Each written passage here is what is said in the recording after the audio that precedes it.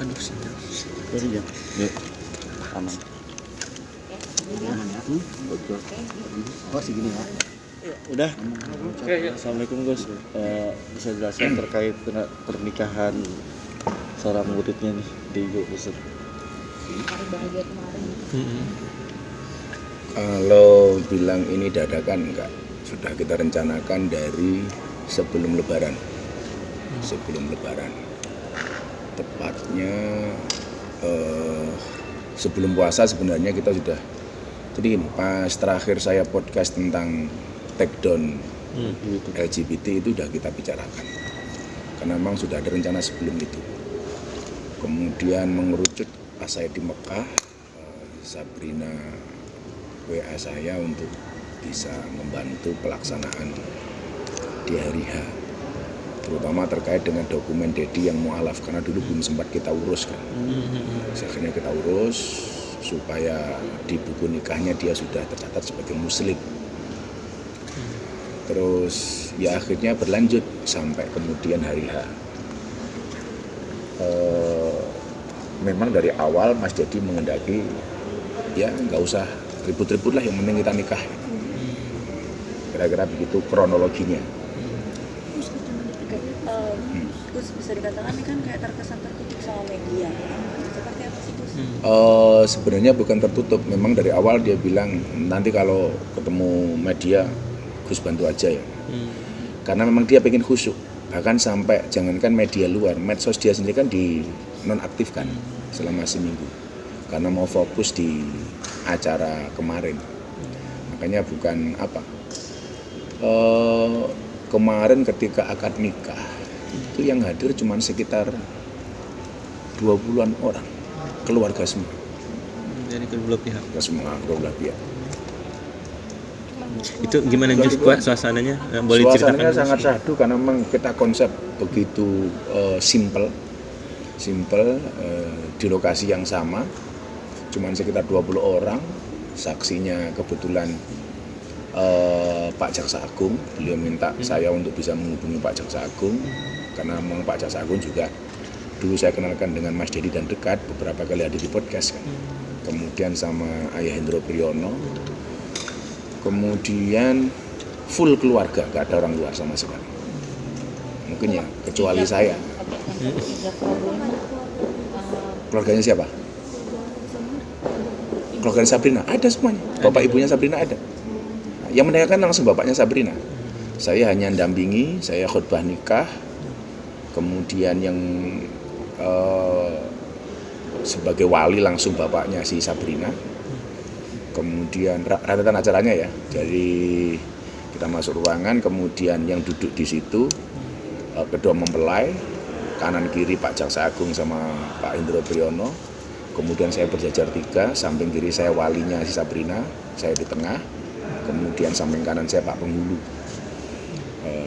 Kita khutbah nikah, kemudian diijabkan sekali selesai, karena pagi harinya saya briefing Mas Dedi di kamar untuk prosesinya termasuk ijab kabulnya. Kemudian setelah itu foto-foto dan saya nasihat pernikahan sekitar 15 menit sudah selesai. Terus kemudian sore baru resepsi. Terus bisa dikatakan kenapa sih tanggal 6? Ada tanggal cantik atau gimana? Kan coba Atau di tanggal 6 2022 2 kali 3 kan 6. Makanya kenapa jatuhnya angka 6. Ini ada spesial khusus kenapa 6 gitu Gus? Enggak. Cuman kemudian memang kalau mas kawinnya itu sesuai dengan tahun dalam bentuk dolar Singapura. Berapa Gus? Jumlah berapa? 2000 berapa ya pasnya? Paling sama dengan ini, sama dengan tahun. Jadi 2000 mas kawinnya itu seperangkat alat sholat, kemudian emas 66 gram dan uang tunai 2022 Singapura dolar Singapura. Jadi pas tahun dah. Selain itu ada permintaan khusus nggak dari pembelai wanita? Nggak ada. Dolar Singapura. Kenapa dolar pemilihannya Gus? Kenapa? Kenapa pemilihan dolar Singapura? Karena kan kalau cari $2 Singapura kan masih ada. Iya kan? Terus sebelum ijab Kalau rupiah kan susah. Terus sebelum ijab kabul Mas Dedi ada curhat nggak sih kayak deg-degannya kita lihat kan mantap banget nih pas ijab kabul. Ya pastilah, makanya pagi hari saya habis nge-gym, dia WA saya, bro di mana? Masih nge-gym, temenin gua dong. Gua ke kamarnya dia, kebetulan kamar saya jejer sama beliaunya. Jadi 3 kamar, Mas Dedi sama tim sendiri, dia sendiri, saya harus sebelah jauh Sabrina dengan keluarganya. Itu ya dia curhat deg-degan. Saya bilang kan, lo kan udah pengalaman mata lopean. Terus akhirnya curhat ya bahwa kemudian biasalah kalau orang mau menikah kemudian banyak ujian atau banyak masalah kan biasa. Tapi normal-normal saja itu masih terkendali. Kemudian dia memang niat untuk meng-off-kan medsosnya itu dalam rangka fokus untuk itu. Fokus untuk itu. Gus, ini emang dari 1-2 tahun lalu mantepin di 2022 atau gimana sih? Saya sudah dari tahun pembicaraan? 2019 ngomong sama dia untuk segera menikah. Jadi ini perjalanan panjang ya. Tapi kan memang ada beberapa hal yang harus diselesaikan, umpamanya dengan masalah keluarga besar, masalah Aska sendiri supaya betul-betul mantap menerima ibu yang ini si Sabrina. Jadi ya lamanya itu karena proses pemantapan dan proses meyakinkan semua pihak, Aska sendiri, keluarganya Sabrina sendiri, dan lain-lain. Tapi alhamdulillah berakhir indah. Gimana respon Aska sendiri gimana? Aska, kebetulan pas saya lagi ngobrol sama Mas Dedi di kamar, dia datang, terus saya bahas, saya tanyakan sama dia, how about your new mom? Dia ketawa, ya sudah. Dengan sama saya kan Aska orangnya datar-datar gitu aja. Dan masih sempat bercanda kan di postingannya, ketika posting wajahnya Sabrina nggak dilihat. Tapi artinya memang mengutarakannya sudah lama ya? Udah lama. Dan saya sendiri sebagai sahabatnya Dedi sudah minta sekitar tahun 2019. Saya minta setelah dia syahadat itu, saya sering komunikasi, gua harus ngapain lagi bro? Ya daripada ini muncul semua pertanyaan, ya kamu nikah. Makanya semalam itu, kemarin dan semalam kebetulan saya khutbah nasihat pernikahannya 2 kali. Jadi semalam habis akad dan kemarin habis akad dan malamnya ketika acara resepsi dibuka sama opening Mas Dedi sama Sabrina sendiri langsung. Kemudian saya diminta untuk berdoa dan memanjatkan syukur serta memberikan nasihat ketika resepsi itu. Saya bilang ini perjalanan panjang dan masih tak garapi gitu. Mungkin ada pertanyaan dari para hadirin, saya bilang, kenapa ini privasi, kenapa kok begitu sederhana dan undangannya nggak banyak, cuma 50 orang kan, 50 seat semalam. Nah, saya bilang sama Dedi, ini saya nggak tahu ini benar-benar pengen privasi atau karena nggak ada anggaran, atau karena budget terbatas. Tapi kemudian saya bilang, ternyata saya tahu jawabannya adalah bahwa pernikahan itu tidak harus mewah, yang penting sah, yang wajib itu mahar bukan mahal. Ah, Dedi seneng banget ya. Bener lu pilihin gua. Ya cuma 50 orang. Itu emang konsepnya intimate wedding. Iya, jadi padahal saya tahu itu begitu banyak vendors, begitu banyak TV yang menawarkan dia untuk live seperti artis-artis yang lain, beliaunya nggak mau. Beliaunya sekarang kemarin saya nggak mau lah bro, udah saya pengen ini sakral, nggak mau diributin dengan non teknis. Termasuk ada beberapa pihak manajemen TV yang kontak saya, bisa nggak sih kalau ada jadi nikah di live nanti gimana dan lain sebagainya. Jadi itu betul-betul core of the core, intinya inti keluarga. Dan saya tamu sendiri kayaknya kalau namanya Kakak Lina gitu terus ada perkembangan. nggak ada. Saya tanya, bro kenapa nggak ngundang teman artis sama sekali? Lo kebayang nggak bro, teman gue itu banyak. Kalau gue undang satu, yang lain pasti mau diundang. Jadi yang mau khusus nggak jadi kan. Jadi bukan gue nggak respect sama mereka, nggak menghormati mereka. Gue hormat justru karena gue menghormati mereka nggak tak undang, nggak mau ngerepotin. Ya kalau Dedi ngundang satu teman kan pasti yang lain ngiri kan. Nah, makanya alasan itulah kemudian nggak ngundang yang lain. Atau nanti kali Gus di lain waktu gitu baru resepsinya, pestanya. Sampai hari ini nggak ada. Belum ada. Ya resepsinya semalam itu sudah. Oh, udah sekalian. Terus katanya souvenirnya menarik kalau Souvenirnya parfum. Souvenirnya parfum. ada arti tersendiri. Ya biar keluarganya wangi lah, nggak kayak keluarga. Terus katanya hadiah dari Gus akan umroh kan, misalnya berangkat umroh haji. Saya bilang, lo minta hadiah apa mah dari gua? Mau haji, mau umroh, gua jabanin, saya bilang. Udah lantar gampang. Gitu. Ya, kan dia tanya, lo minta kado apa dari gua? Saya bilang, gua udah sering ngerepotin, lo malah mau minta kado, dia bilang. Ya, alhamdulillah itu.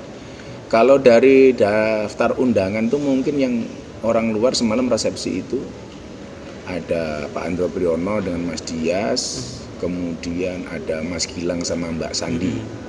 Karena kebetulan Sandi ini sama Sabrina deket banget. Sehingga dia datang. Ya cuman itu, kebetulan saya satu meja dengan Mas Gilang. Terus siapa ya? Ya keluarga semua lah. Ini. Ya cuman itu tak. Acaranya sederhana, begitu kalau opening saya sambutan, berdoa, kemudian kita makan malam. Setelah itu ada 2 orang yang diminta untuk memberikan speech, Ayah Hendro Priyono sama satunya siapa itu saya lupa. Terus kemudian diakhiri dengan semua tamu foto-foto di stage. Dan sampai ini saya belum dapat fotonya itu, karena masih dipredeli satu-satu masih di. Dan memang Mas Dedi minta pokoknya sebelum jam 9 nggak ada yang posting sama sekali sebelum acara itu berakhir. Makanya semalam Sabrina sudah posting, baru saya berani posting. Memang permintaan Mas Dedi. Berarti acaranya dari sore ya? Dari pagi. Oh, dari pagi. Akadnya sekitar jam kita mulai jam 10. Kita mulai jam 10 on time kok kemarin. Akadnya sekitar jam 10.15, kemudian jam 10:30 saya nasihat pernikahan. Ada adat. Ini proses Nggak ada. pemantapannya seperti apa sih, Mas? Pemantapan dari Mas Dedi sendiri apa? Ya karena Mas Dedi pernah punya pengalaman yang gagal kan, pernah divorce, ya tentunya lebih berhati-hati kan. Lebih berhati-hati. Makanya nasihat pernikahan saya banyak soal itu kan, saya bilang. Banyak perempuan mencari suami soleh, banyak laki-laki mencari wanita solehah. Pertanyaannya adalah kenapa mencari bukan menjadi? Kenapa mencari bukan menjadi? Ya menjadi soleh, menjadi soleha. Jangan mencari yang soleheh atau mencari yang soleh. Itu salah satu nasihat pernikahan saya ke mereka. Tapi kalau pemantapan dari Kak Sabrina sendiri seperti apa? Tentunya ada hal-hal yang kemudian menjadi pembicaraan mereka berdua ya. Tapi detailnya saya nggak memahami, tapi yang jelas overall fine lah. Kalau menurut Dedi nggak ada masalah. Ya biasa lah. Gitu. Mungkin ada permintaan ini itu ya biasa kan sebagai calon istri. Gitu. Tapi kelihatan banget setelah akad itu Dedi sama Sabrina begitu bener-bener lega gitu. Bener-bener lega. Dan yang mungkin paling lega dia ya bisa ngelabui wartawan nggak tahu sama sekali. Rencana untuk honeymoon mereka gimana? Bilang lu mau kemana gitu loh. Kan kemarin emang rencana kita ajak Aji kan, tapi kayaknya persiapannya mepet. Kemudian ini juga berkaitan dengan pihak pengundang macam-macam. Saya jadi pesimis apakah bisa berangkat tahun ini Dedinya. Tapi ya saya berharap segera mungkin sih Mas Dedi saya ajak ke Tanah Suci. Karena memang itu udah dari niatan saya dari dulu. Saya bilang lo berangkat, gue yang bayar. Gue yang bayar. Mau haji mau umroh kita usahain. Berarti ngajak si Bilar sama Atta juga? Haji. Jadi kan kemarin begini, kalau soal haji itu kan saya hanya diminta untuk menjadi penyambung. Kebetulan pertama kali yang diundang kan saya. Terus kemudian saya diminta untuk membawa beberapa. Tapi itu nama itu masih diseleksi di kerajaan. Gitu. Jadi pihak Kedubes Arab Saudi untuk Indonesia minta saya beberapa nama. Yang nama itu diajukan ke Kementerian Hajj Arab Saudi atas nama kerajaan. Lah, kemarin saya tanya lagi, ini gimana nih kepastiannya gitu. Kepastiannya. Tapi saya sendiri juga udah bilang sama yang lain, sama si Dedi, sama si Atta, sama si Rizky, saya bilang bahwa haji itu panggilan. Ya artinya administrasi itu hanya sekedar wasilah saja. Tapi kan yang manggil itu kan Allah, bukan administrasi. Artinya kalau tahun ini berangkat ya berarti kita dipanggil Allah tahun ini, ya kalau belum berangkat ya berarti belum dipanggil, gitu saja. Jadi relax teman-teman juga menanggapinya. Apalagi ini berkaitan dengan kerajaan. Kalau sampai hari ini belum ada